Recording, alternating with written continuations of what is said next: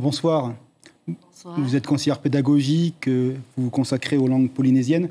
On regarde ce reportage, il y a toujours beaucoup d'émotions qui se dégagent, de ce côté spontané, de cet amour de la langue que les enfants portent désormais sur l'ensemble du territoire. Je voudrais juste profiter pour remercier un petit peu, enfin on va remercier vraiment au nom de notre ministre Christelle Hartel et de notre inspecteur M. Marshall Ernest et de son équipe dont j'en fais partie pour la préparation de tout cet événement et bien sûr remercier tous les partenaires, tous les acteurs et dont vous faites partie aussi parce qu'au travers de ces belles images qui sont donc la mémoire de cette belle rencontre qui a eu lieu hier soir. Les enfants renouent avec la langue grâce justement, entre guillemets, à ce concours. Oui, c'est grâce à cet enseignement dans les classes que les enfants renouent au fur et à mesure. Aujourd'hui, on constate de plus en plus d'engouement au niveau des élèves à participer à cet enseignement. Comme je disais lors de notre émission, les élèves sont prêts à participer à cet enseignement. Ils n'arrêtent pas de demander maintenant quand est-ce que ce sera le futur concours. Donc nos élèves sont prêts et effectivement on le remarque maintenant au travers des images. Les élèves ont une manière de déclamer beaucoup plus, on va dire, plus approfondie parce qu'ils comprennent de mieux en mieux leur texte. C'est tout un travail en amont qu'on a mis en place avec les collègues que j'ai auprès de l'équipe. C'est une manière de rentrer dans son identité, celle des ancêtres, celle que porte cette terre du Fénois. Oui, c'est ça, c'est tout à fait ça. C'est pour faire vivre cette identité que peut-être nos enfants ou leurs parents ont perdu un peu.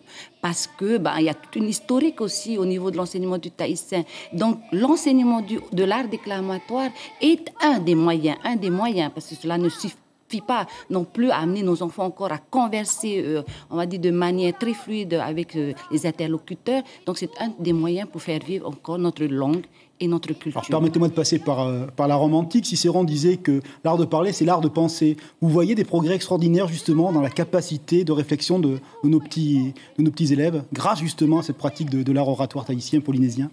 Alors, tout à fait. Si je peux reciter un petit peu les deux jeunes, collégiens et lycéens que nous avons invités pour revenir parce que nous avons un petit peu suivi leur parcours. Oui, hier, il y avait 33 élèves, voilà, dont un collégien et un lycéen. Voilà, 33 élèves.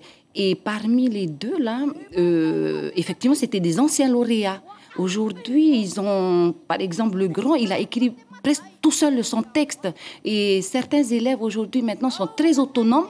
Ils sont même à nous dire que non, ce n'est pas... Je peux mémoriser mon texte tout seul, je peux apporter ma gestuelle là tout seul, je peux modifier. Donc, l'enfant est maintenant acteur lui-même de son texte et de l'écriture et même de la déclamation. Donc, effectivement, je répondrai, on va dire, positivement à la question. Il y a une fierté que l'on retrouve peu à peu, justement, de sa culture, de sa langue. On sait que l'estime de soi, c'est un élément moteur des peuples et de la réussite scolaire.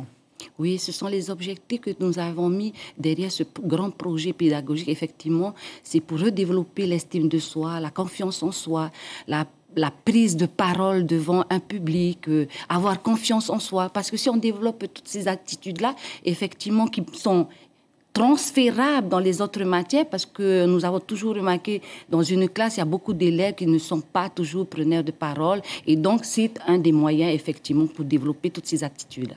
Merci beaucoup pour toutes ces explications, d'être venu sur notre plateau. Et vous avez été nombreux hier soir à suivre justement ce spectacle sur notre Facebook Live.